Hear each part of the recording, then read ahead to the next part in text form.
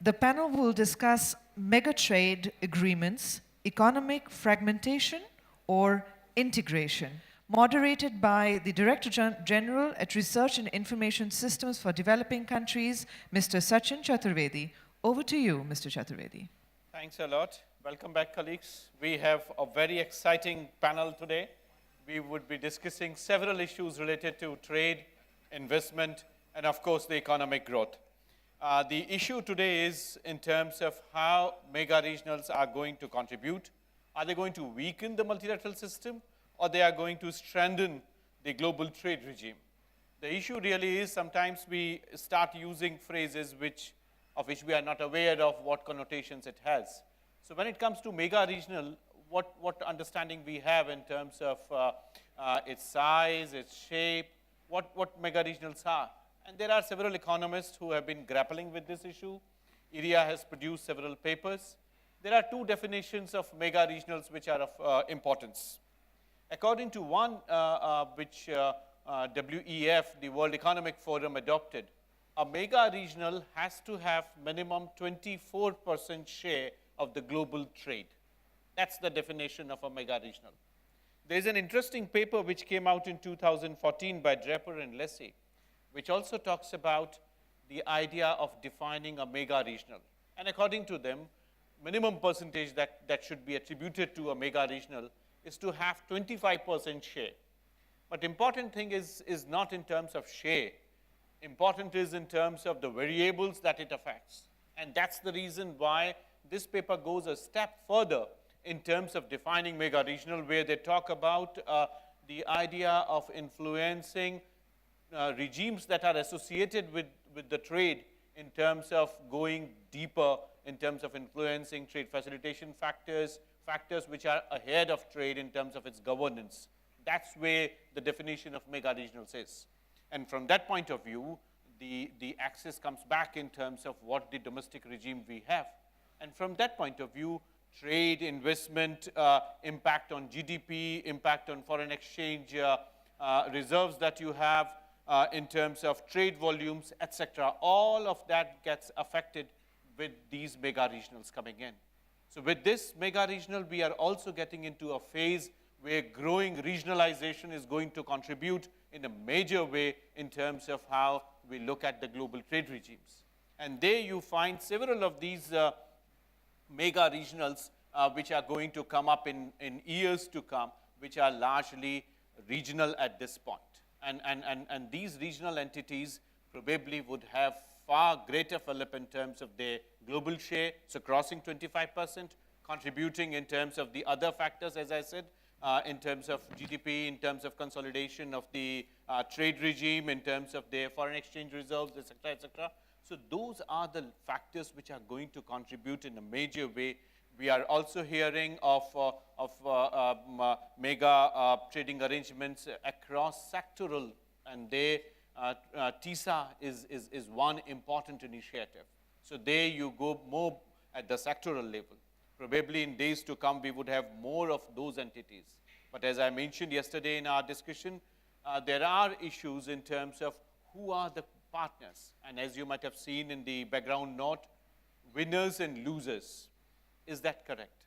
Do we really have winners and losers if you are not part of particular FTA?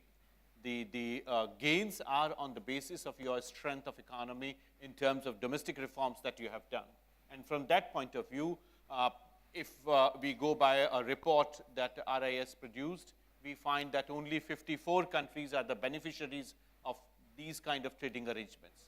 So with this number, we are trying to understand today with this panel, what are the key issues that are there when we talk about mega regionals. There are several countries which are not part of the current 54 country-led mega regional grouping regime. So if they are not part of this, have they left out? What kind of connect they have with the global value chain? What kind of feeding system they have for this kind of value regime? And also in terms of how countries like India can position themselves. There are issues at RIS. We have undertaken specific reviews of SEPA that we have entered in with Japan, with South Korea. trade statistics is extremely important. And I would come back to this issue a little later in terms of how India's own trade statistics would have to be aligned with the requirements that are important for us to undertake analysis of India's FTAs and SEPA-related issues. So with this, I welcome you back to this discussion. I see now that quite a few people have come back from their coffee break. So we would have a very exciting discussion. We have Nishimura-san here with us, who has been leading the trade discussions all across Asia and as Asia's spokesperson at the global level. Nishimura-san heads ERIA, which has been producing several papers and analytical pieces in terms of the position that not only Asian countries have, but how they connect themselves with the global trade regime. What I would do is, first I would like to hear all the three panelists that we have today. We would give them 5 minutes each to articulate their position on mega regionals and how they see challenges that are there for India. And then we would have a question answer session. So Nishimura-san, we start with you. Thank you. First, I'd like to explain why ERIA is established. ERIA was established in 2007, agreement by the East Asia Summit leaders. What is the year of 2007? That is the year, here, Chinese friend, the end of the obligation of WTO accession. That was the year of Chinese miracle. China joined 2001 to WTO, and nobody understand what is economic merits of connectivity. Before 2001, each Chinese province very separated. Truck cannot to go into the neighboring province. But just in 5 years, China did a remarkable domestic reform. 5 million laws and orders were created, and just only 5 years, Chinese GDP was doubled. ASEAN was so surprised. So the year 2007, ASEAN leaders decided the acceleration of completion of ASEAN economic community from 2020 to 2015 last year. ERIA was established to support ASEAN economic integration. We are the international organization to contribute to this effort. So today, I'd like to introduce, this is very, very good information for the Indians' future and the shared experience. We did it, ASEAN Connectivity Master Plan, we did it, SME Policy Index, and we have the cooperation with IEA, all the nearly East Asian IEA function done by ERIA, and we contributed the AEC blueprint beyond 2025. So ERIA is that kind of international organization, and be very careful. Please read my institutional name. Our institutional name, Economic Research Institute for ASEAN and East Asia. East Asia include China and India. And the joking, nearly half of the human beings are member country of ERIA. So we are doing based on the completion of AEC and toward the more wider economic integration. That is a function of ERIA. Thank you very much. Thank you, Nishimura-san. I thought you also would like to speak in terms of how ERIA has contributed in terms of strengthening our take on mega regionals and how you look at issues like TPP and of course RCEP. Maybe we would come back to you in the second round. Now I turn to my friend from Japan, Seiji Takagi, who would speak on how he looks at the mega regionals which are coming up in the Asian region. Thank you very much for the introduction. I work for Japanese Ministry of Economy, Trade and Industry, in charge of South Asian area and as well as Northeast Eastern Asia, including my area cover China and India and many countries, and of course the population-wise is very big. And I'm also in charge of some mega FTA negotiations, like Japan, China, Korea FTA, and part of RCEP, RCEP. Whereas Nishimura-san mentioned, well, mega FTA or FTAs are quite important, but also domestic reform or transformation of the economies as a basis of getting good fruits from joining mega FTAs. So just trying to join FTAs are quite difficult, and it's important for India and other countries to try both of them at the same time. And Japan would like to support Indian effort in doing so. And if sometime later, if time is, if we have enough time, I just want to explain to the audience what Japan is trying to do there in supporting Indian effort in conducting transformation of the Indian economy, as well as increase its connectivity with other countries, eastern side and the western side. Thank you. Thank you. Thanks a lot. Now I turn to our friend from China, Mr. Wang, who is Executive Dean at the Renmin University, Beijing. Okay, thank you, Chair. I think this panel is very, very interesting. Before this, when we discuss, we are very friendly. We think this panel have two Japanese distinguished speakers and one Chinese speaker, and coordination by India. Looks like the India want to coordinate the dispute between China and Japan. But we are very friendly before it discuss the topic, especially Nishimura-san. He like my teacher generation. But the problem is I love my teacher, but I love choose much more. So I have to a little bit different viewpoint with you. That is because we are very interested. Look at 20 years ago, if China, Japan, India sit down, and we're talking about the Asian community, right? Look at the 20 years ago.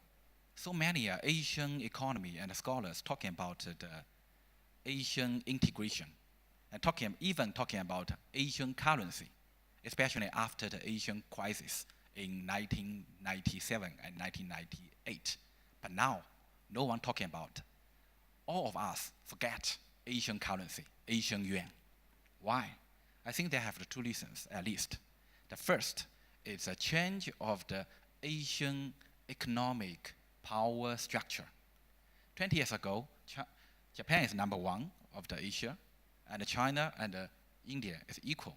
But now, China to be the number one GDP of Asia, second largest economy of the world. And India, according to a lot of institutions, based on the PPP, India this year will surpass Japan to be the number 3 economy in the world.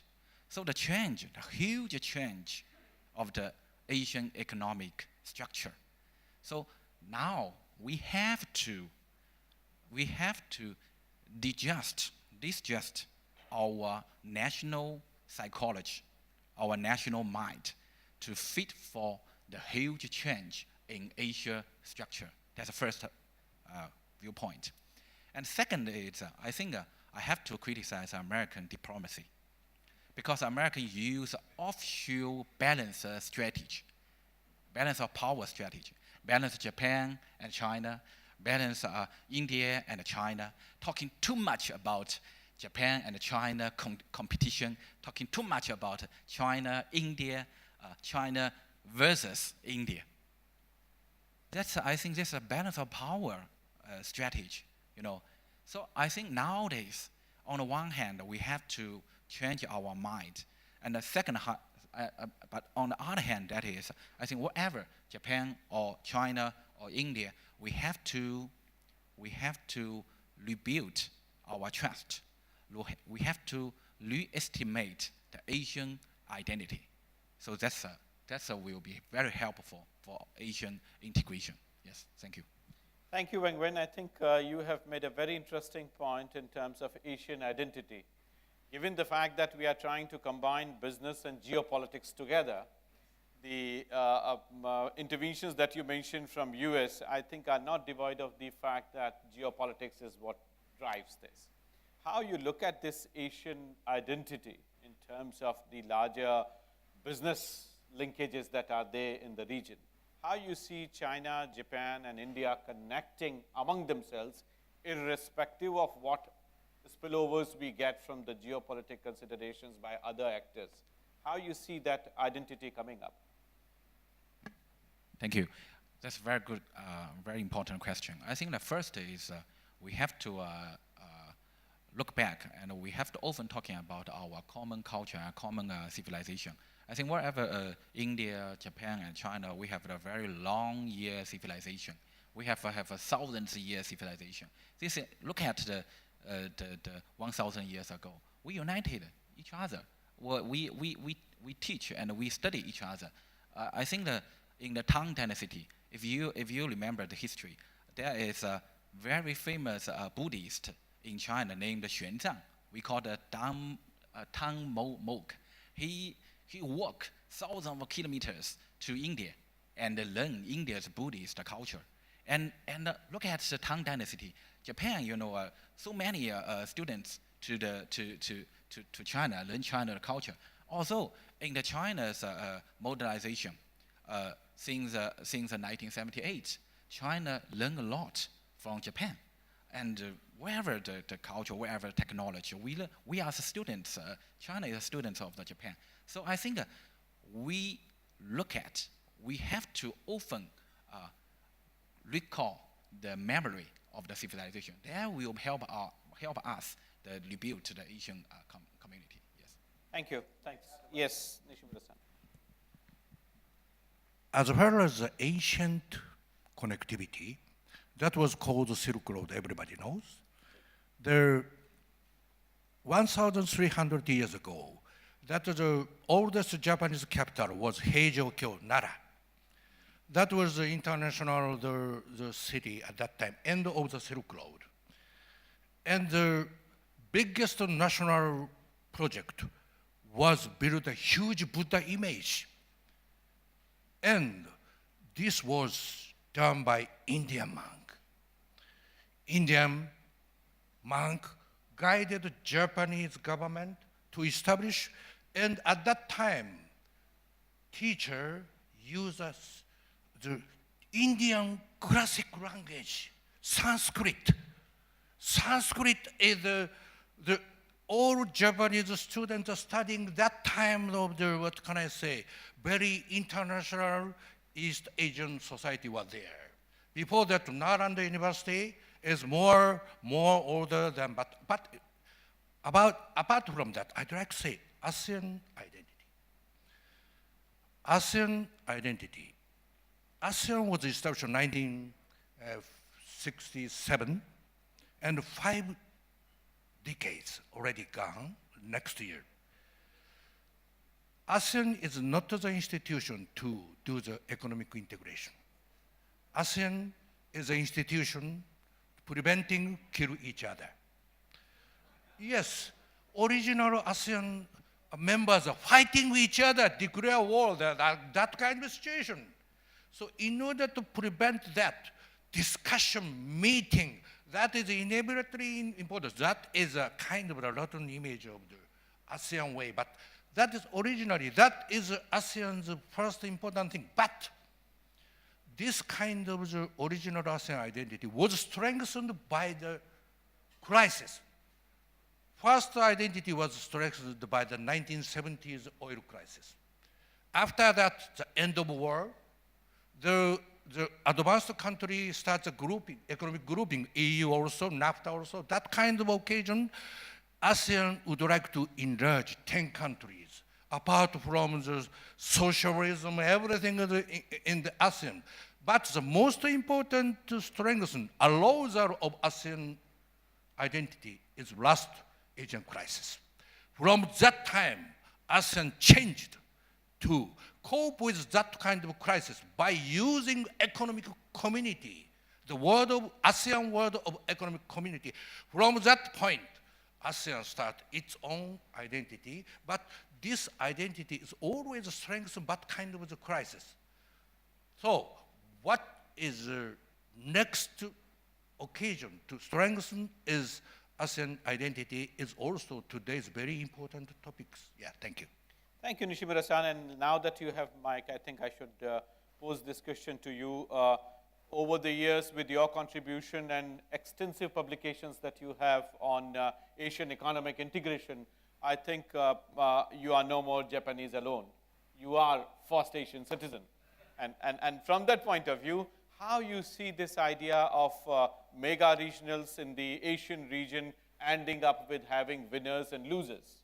How you see that? And as Wang said, there are other actors who are more interested in Asia Pacific than the actors who are present in Asia itself. How you see the role that winners or losers probably would have in Asia with these mega regionals? Very sorry. I'm very sorry. I speak too much to monopolize time. The Japanese friend is waiting, but I'd like to say one thing. I'd like to do one thing. Very sorry. I gather the data. Just only I propose the data, the present situation.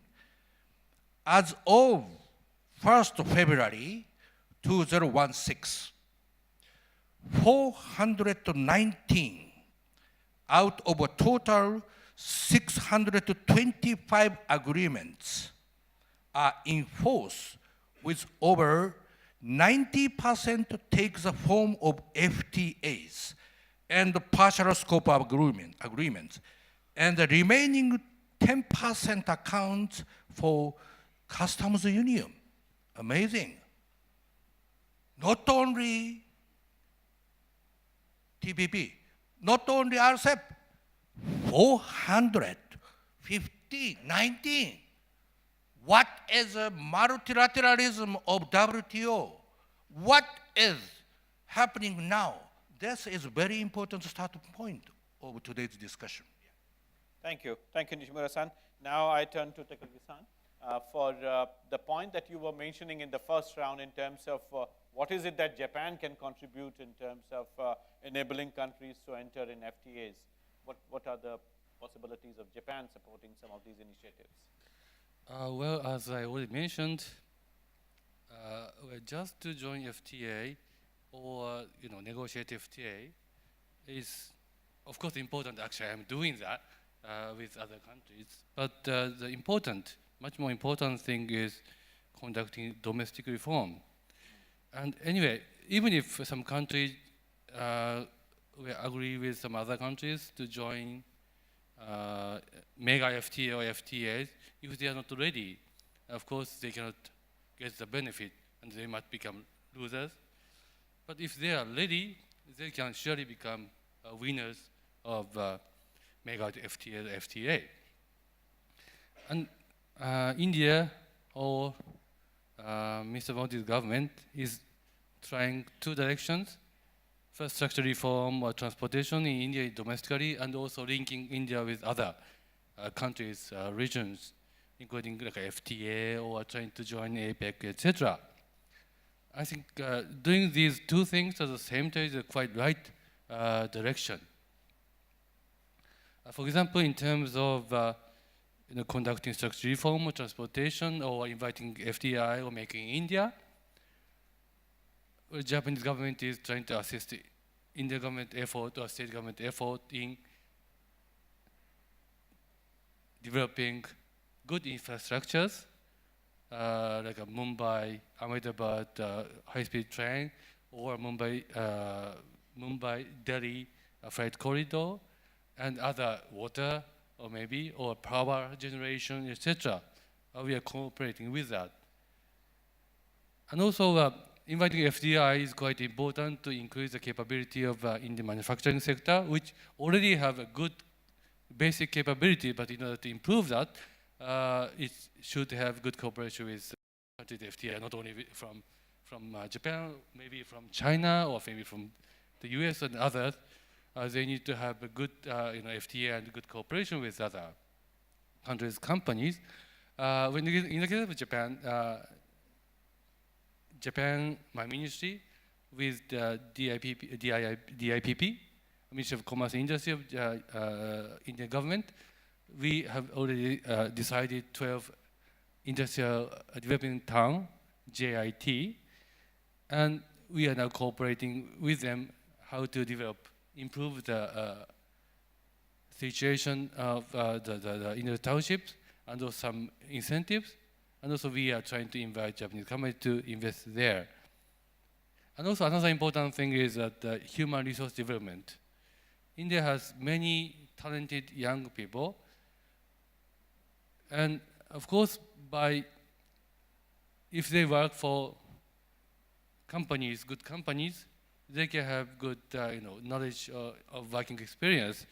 But before then, I believe that India education is quite important in terms of developing their skills, knowledge, and one cooperation we are thinking about is cooperation with ITI, Indian Institute for Technical Education, and we are now discussing with them how to improve it in Gujarat and some other states. So human resource development is a very important factor. And another thing is that, Prime Minister or Finance Minister, they are talking about competitive federalism. And I totally agree with them. Honestly speaking, in the case of Japan too, it's difficult to cooperate with all the states, all the 29 states. And we need to decide on which state or which region would be a best partner for us. So in the case of Japan, we have decided DMIC, Delhi Metro Industrial Corridor, or CBIC, Chennai Bangalore Industrial Corridor. And when Mr. Modi was in Gujarat, we have good cooperation with Gujarat. And now, because Mr. Chandrababu Naidu is the AFP Chief Minister, we are conducting very big cooperation with the state of Andhra Pradesh. So this kind of regional, the state effort, regional effort would be quite important. These, of course, Japanese cooperation is a tiny bit of cooperation, but by doing so, if India can transform itself, then India should be ready for mega FTAs. And RCEP, we're now in New Zealand, and my colleague is now negotiating with other members, Chinese counterparts or Indian counterparts. Because this is negotiation, it's hard and tough. Where some, in one way we can say cooperating, but in one way they are, fighting each other. But without that kind of basis, it's difficult. But if India conducts those domestic efforts and they negotiate well with us, then RCEP is a very good way to develop India's capability. And APEC, as I mentioned, India showed its interest in joining APEC, where Japanese government already showed its willingness to welcome India's intention. And well, of course, we expect India to contribute in a constructive way in APEC. Otherwise, it's useless for us to have cooperation in APEC. But if India is ready to cooperate, we are very much looking forward, and I personally am looking forward to working with India there. And connectivity is important, but FTA is just one way. So joint infrastructure development is quite important. We would like to do that with India, with China and other partners. For example, in the case of the project in Myanmar. That is a project now jointly done by Thailand, Myanmar, Thailand, and Japan. We really welcome if India side, some part of Indian companies, Indian side interested, we'll be welcoming their cooperation with us. So, well, I talk too much, but I know we would like to cooperate with India in, doing various directions at the same time. Then, coming back to the first point, that India should be the winner in those, mega FTA competition. Thank you. Thank you. Thanks, Takagi-san. I think you made very important point in terms of our understanding on winners and losers in mega regionals. I think it's very important, the point that you made in terms of domestic reforms and the areas that you highlighted in terms of India-Japan partnership, hovering around 5 points that you mentioned, infrastructure, capacity building, human resource development, competitive federalism, and of course, connectivity with Myanmar and Thailand. My question to you is in terms of areas where you see economic reforms which are not happening in the country.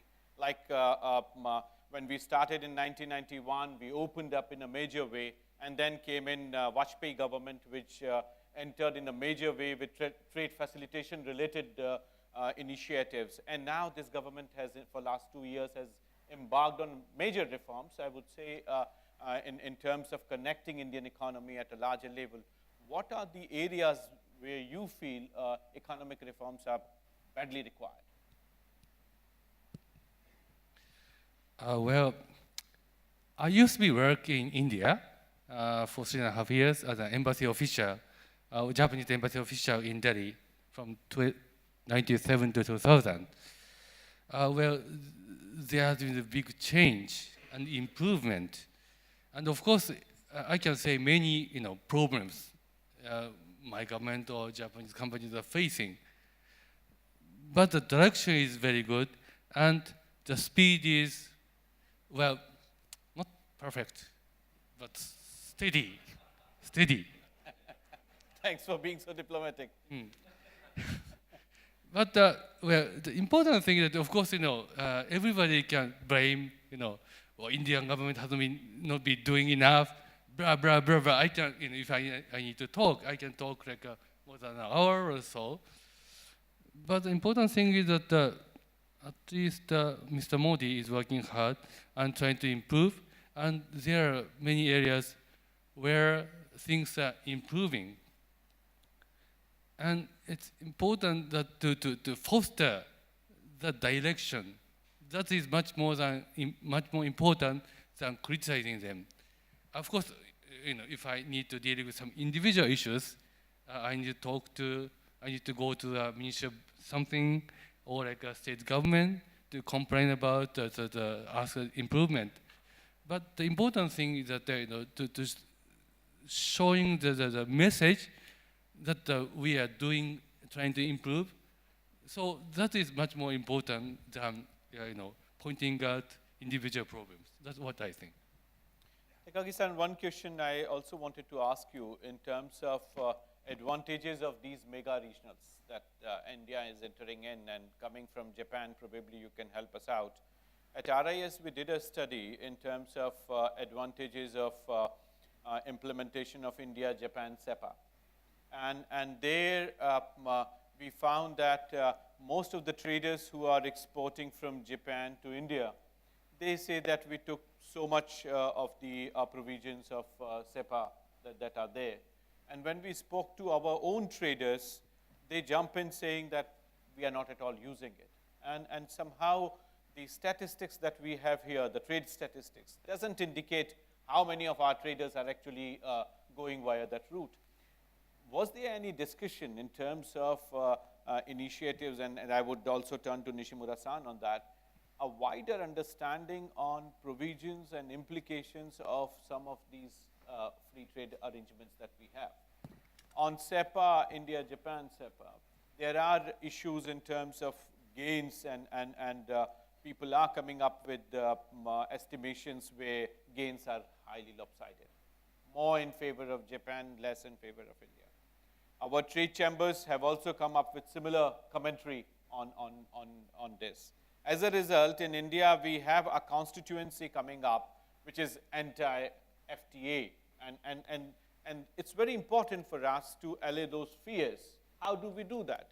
As trade economists, we would like to do empirical investigation to see what exactly is happening. But if statistics is not in place, how would you do that?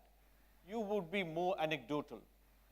Was there any discussion in your work with our ministries in terms of putting right numbers in place? What's your analysis? Was there something in Japan done on this, or was there any discussion in terms of how some of these FTAs are working?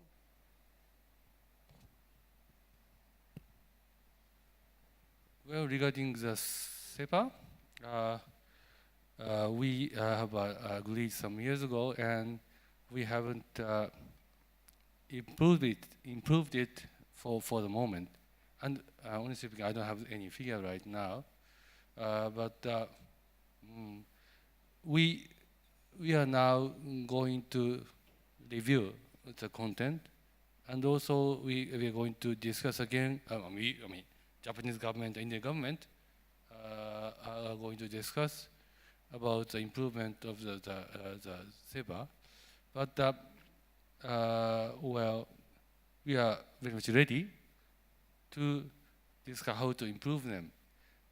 But as I said, there may be, of course, some kind of obstacles by each side, but also we may need to think about each country's, capability going up. Otherwise, even if some area is open, if, for example, India is not ready for that, then it's difficult to get a fruit from that. So we are going to continue to discuss with the India side on that. Thank you. Nishimura-san?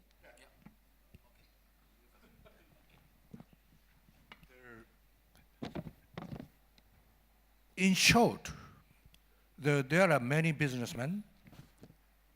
One of the most important thing of the FTA or everything is how to get expectation from all over the world stakeholders.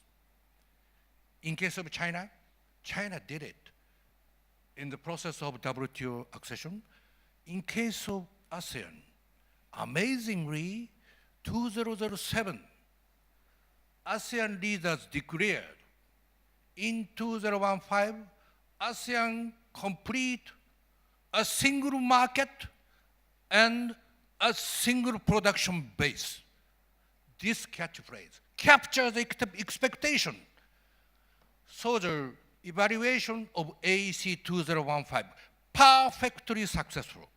Because in 2007 around the foreign direct investment to ASEAN is less than 50 billion US dollars all over the world.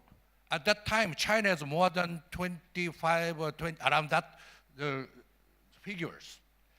Competition start on that the very ambitious, catchy declaration. What is the result? In 2013, the foreign direct investment to ASEAN is 130, more than 130, more than China. Now the foreign direct investment to ASEAN is bigger than China all over the world in 2015. So in this sense, ASEAN's strategy of AEC was so successful. But important thing is how to manage the continuation of this expectation. Businessman didn't wait the result. Businessmen jump into the animal with the animal spirit, invest ASEAN. Believe ASEAN's word. But the same thing is FTA. TPP, RCEP, what is a real implementation in TPP? How long in times? This is a kind of how to secure, catch the expectation from all over the world. But answer is not there. Answer is in your hands. Stakeholders watching, you are serious, you are doing the domestic reform, you are creating business chance in the name of FTA, etc. ASEAN did it, AEC. ASEAN, maybe they could not completely down, but ASEAN requested ERIA to do a mid-term review of AEC measures. ERIA invested 100 researchers for 1 year to 6,000 pages report. We did it. Thoroughly check it. This is a secret, not open, but the 70 pages of our mid-term review is open to all over the world. At that mid-term review, we declared it's impossible to complete 2015 every AEC measures. But stakeholders did not disappoint. Oh, ASEAN is seriously doing their commitment. Okay, wait and see. Next, what is necessary? Yes, 2015. I'm sorry. We could not do everything. But we've already prepared to the coming 10 years blueprint. That is ASEAN Rising 2025. So every stakeholder, oh, yes, that is happening. So investment to ASEAN is not decreasing. Expectation is continuing, apart from TPP, apart from RCEP. But this kind of verification, accountability for the investors is most important. The same thing is for India. Why not make in India? Do it, declare, yes, and check it. For 1 year, 100 researchers, every detail must be checked and has the accountability. So FDI surely come to India.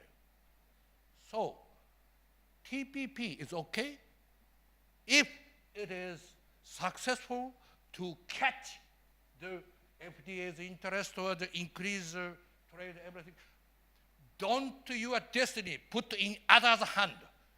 Destiny is in our hand. We can do, but important thing is we must do reform ourselves to create the efficiency, everything. That is my message.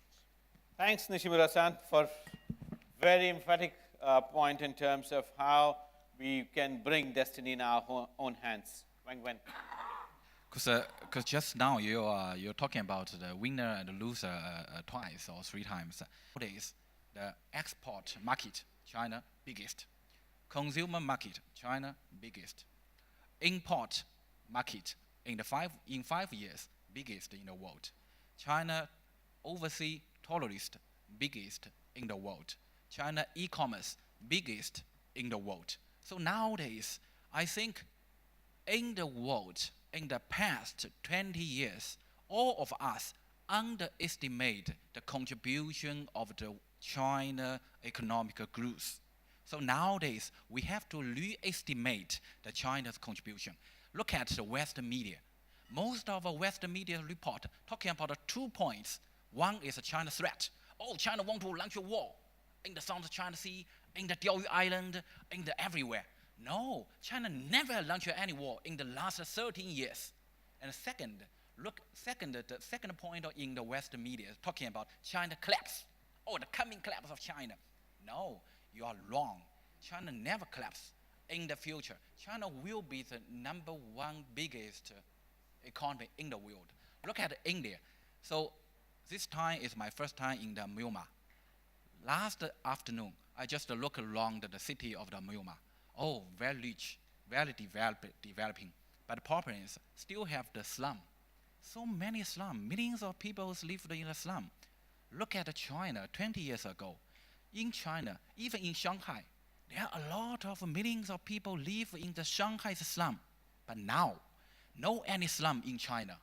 There's a huge development experience. You can learn. India can learn from China how China solves the slum in a developing country, how China can improve 100 times of salary of the people in the 13 years pastly. So I think nowadays we have to rejudge. We don't often estimate China is a troublemaker. No, China never is a troublemaker. Look at the financial crisis in the 2008. China saved the world. Look at the crisis, financial crisis in the Asia. The Premier Zhulongji, keep the China currency stability. So nowadays, I think we should back to the union. We should back to the united. We should back to the integration idea. More integration, more union, more united, more development in Asia. That's my viewpoint. Yes. Excellent, Wang. When I think your initial point in terms of creating our own lexicon to understand impact and implications of trade agreements and I think that would largely be done by the research institutions. And that way, I think Gateway House, this dialogue is extremely important to have indigeneity in terms of the lexicon that we need to have to understand so that we don't borrow from other regions in terms of how we understand trade implications. Now, we open the floor and questions and comments. I think you're already ready, so please go ahead. All set. Probably the most popular session yet in terms of questions. I'm going to wade straight back into the lexicon conundrum, and it's not my fault because plenty of mentions of zero-sum, winners and losers have come from the floor, so forgive me for that. One question is from Mr. Manoj Jain from Singapore, Flat Globe Capital, who asks about mega trade agreements, their perceived zero-sum games, and what role the WTO and other world bodies will do to dilute the harming interests, quote unquote. Another question attached to this is similar. Aren't mega trade agreements making the WTO redundant? So, over to you. So Nishimura-san, I think you would be the best person to answer from the panel. What would happen to WTO?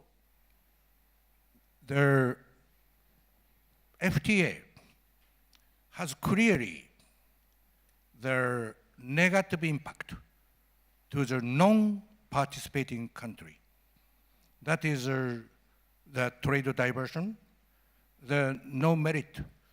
So the WTO's multilateralism, non-discriminatory rule is everybody share their concession effect. Yes, but these many FTAs, what is causing? If without this kind of a bilateral FTA or this kind of a regional FTA, what is happening?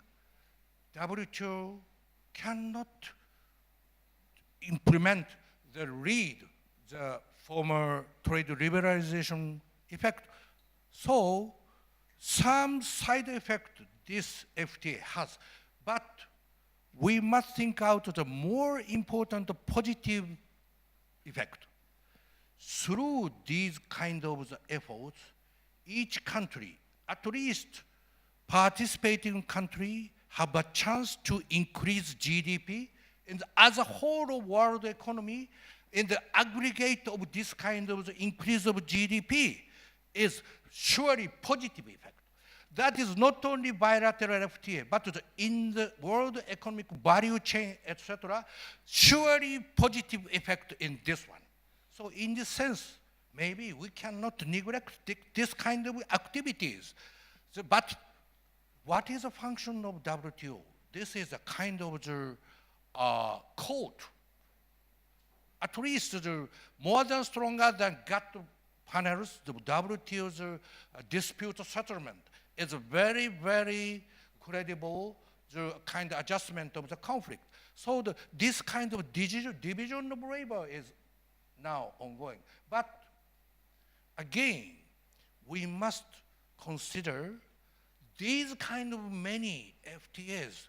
Why not jump more, a little more bit efforts? We can return to the original discriminatory principles.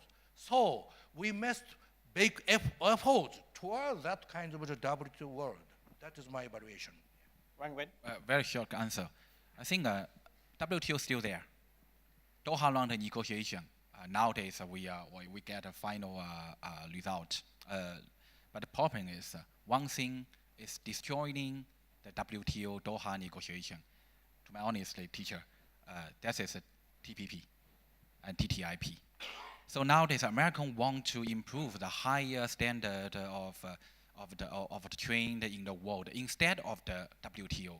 So United States want to destroying the international trade system, which the United States established after World War II. So nowadays, I think, but the problem is, even look at the TPP, I think I don't think it's very successful. Even Hillary, the candidate of democracy, Democrat, he compensated against the TPP. Trump, of course, he don't agree with TPP. So I think the next United States president will be a give up. Maybe will give up TPP. I don't know my U.S. colleague. That's first. Second viewpoint, that is TPP.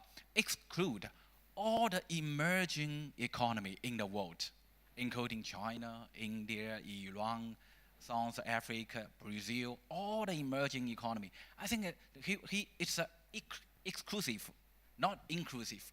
It's trade protectionism, not free trade. It's anti-globalization, not pro-globalization. So it's help developed countries' interest, not help developing country interest. So we should destroy the TPP and protect the WTO system. So that's my viewpoint. Thank you. Wang Wen, I think in that case, we would also have to explain how RCEP would not weaken WTO and TPP would destroy it. I think, but I'm sorry, I destroy this word because English is not my mother language. Destroy is a too serious word. But the problem is nowadays WTO and the TPPs, there it's two pro-development countries' interest.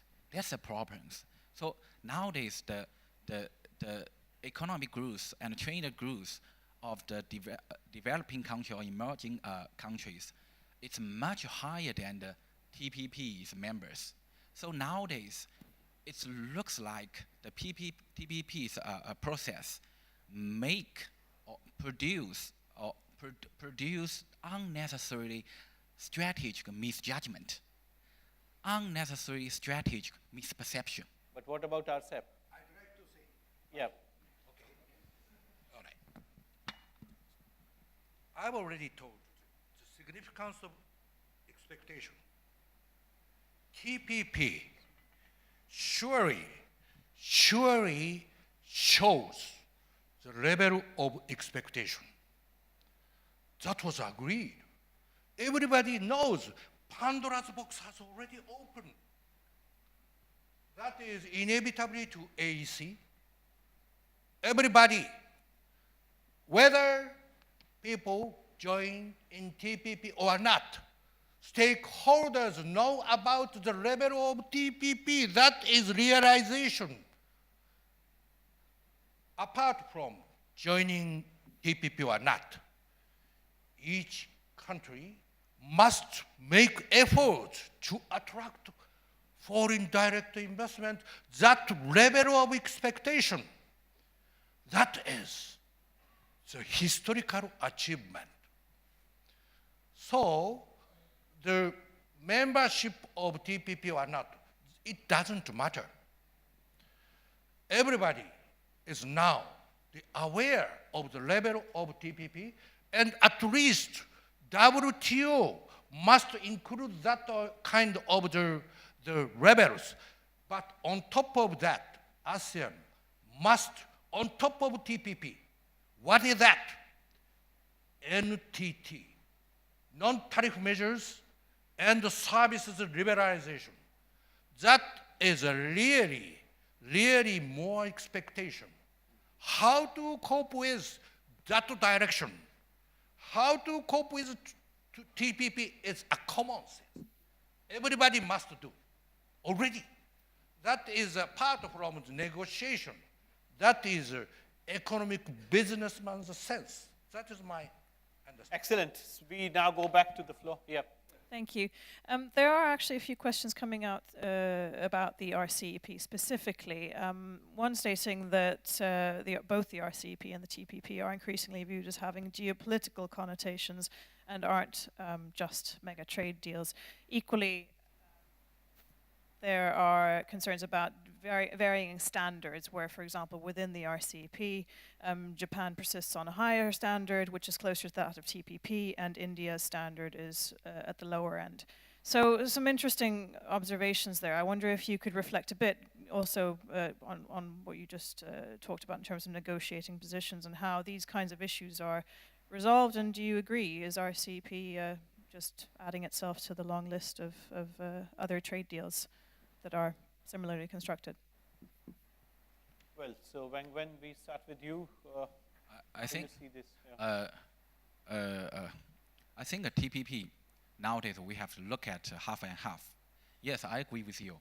On the one hand, that is TPP can give maybe some countries expectation, but on the other hand, you know, TPP use too much higher labor rights standard, too much higher environment, too much higher state-owned enterprises standard. So nowadays, beyond to the developing countries stage.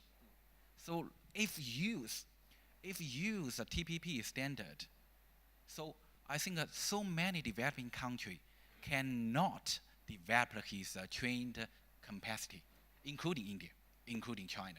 So nowadays, you should develop a country should give developing country enough time to develop. So we are in the developing country. Look at the slum. If you use the very high standard environment standard, the slum, how to solve the slum? So I think we should communicate each other, understand each other. So understand those poor countries developed stage. So there will be got the global consensus. So that's my viewpoint. Thank you. Thanks, Takagi-san. You have been very quiet. Please, how you see this? Well, regarding WTO and Mega FTA, where I joined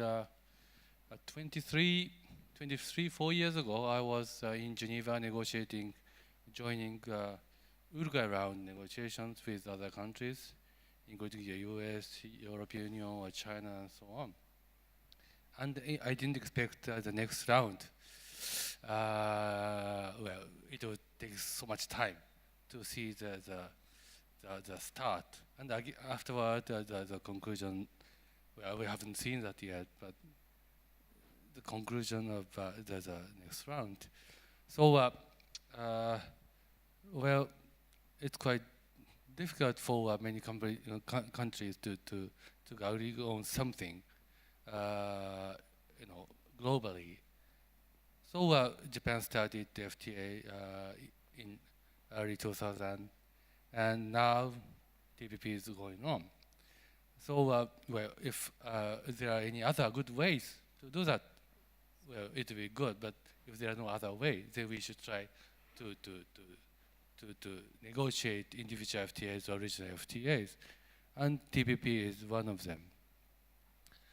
Well, of course, TPP is pushed originally not by the US, Brunei, Singapore, New Zealand, Australia maybe, I forgot. Actually, I was director in APEC affairs when they proposed the TPP idea in APEC.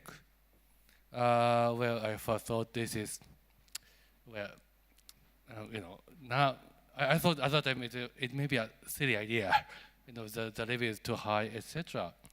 But after after US joined, Japan joined, and before then, Malaysia joined, Vietnam joined, and of course, the level is relatively high, but at the same time, Malaysia or Vietnam, they are the members of TPP, and this may not be a very easy decision for them to join TPP, but this is a strategic decision for them, and it seems, of course, TPP, we need to have a ratification process, but it seems that Vietnam seems to gain good benefits of joining the TPP, and because of that, some other ASEAN countries, they show their willingness to join. Of course, if they need to decide themselves, and also the TPP needs to be ratified by the necessary members. But that is what is happening right now, where China and Korea, well, if they are ready, it's good for them to join. If they are not ready, it might take some time.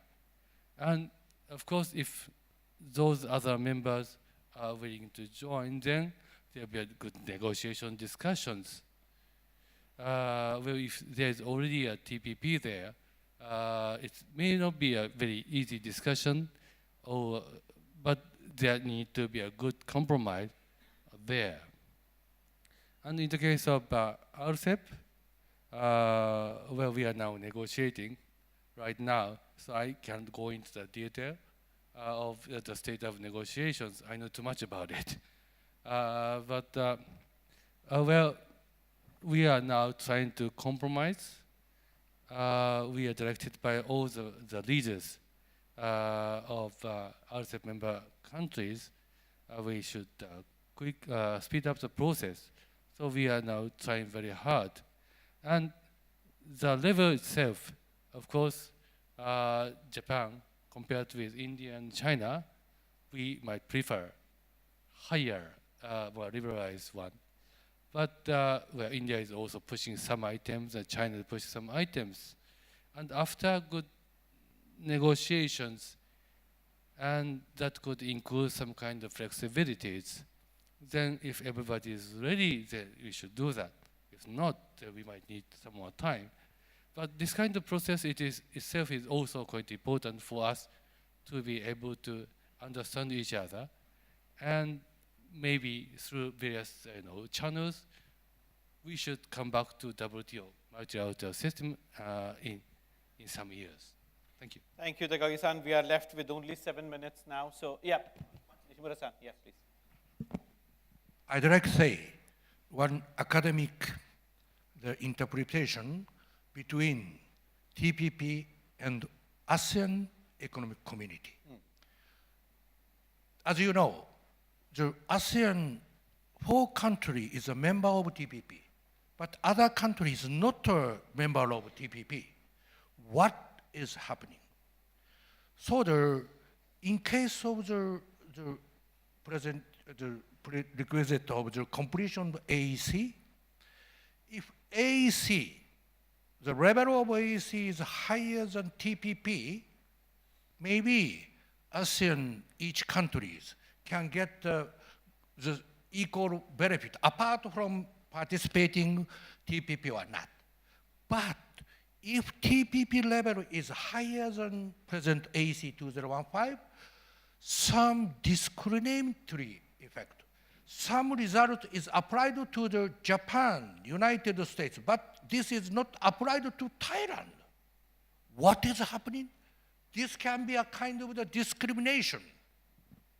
But as far as investment is concerned, the AKIA, that is ASEAN's scheme of the investor liberalization scheme, this is guaranteed ASEAN non-discriminatory measures. But this will cause a free ride. So the country is not the participating TPP is good job. Without any offer, get to the offer other ASEAN countries. But maybe in that case, that is not suitable. This will encourage other non-participating countries make efforts to compensate the voluntary offer of the leading 4 countries. That kind of the effect, or if all ASEAN members be a member of TPP, what is the significance of AEC? So in this case, AEC must more deepen, more advanced on top of that TPP or outside of a TPP, etc. But please bear in mind, Vietnam jumped into TPP. Everybody was shocked. Are you serious? But now Thailand and Indonesia is very afraid of Vietnamese effort. We evaluated all efforts of the AEC. Vietnam is top student. And Vietnam has a very good the results of Gini coefficiency. Vietnam achieved the great liberalization and the narrowing the development gap top student. So Vietnam could do it. Why India could not do? I'm not sure. I'm not sure. Vietnam industry is not so strong than India, but he jumped into TPP. I don't recommend India to be a member of TPP, but please bear in mind, Vietnam is, what can I say, liberalization to clear. Oh, check all the government the procedure, 6,000 everything. Oh, check the average of ASEAN 4 countries. Oh, this procedure 4 days. Oh, don't discuss our system. Make to that without the discussion of government. That is a project 30. 30% of cost cut to private sectors. As far as business, government procedures, etc. Vietnam did it. That is at the back of TPP. TPP, they must do. So they did it. Thank you, Nishimura-san. We have just 2 minutes now. Do we have any pressing question, or time is up, I'm indicated. So thanks a lot, friends. As I promised, this would be a very exciting session, and we had huge wisdom and insight from Nishimura-san, and of course, Wang and Takagi-san. So I think I must thank them. A big applause to my panel. And thanks to the organizers. Thank you.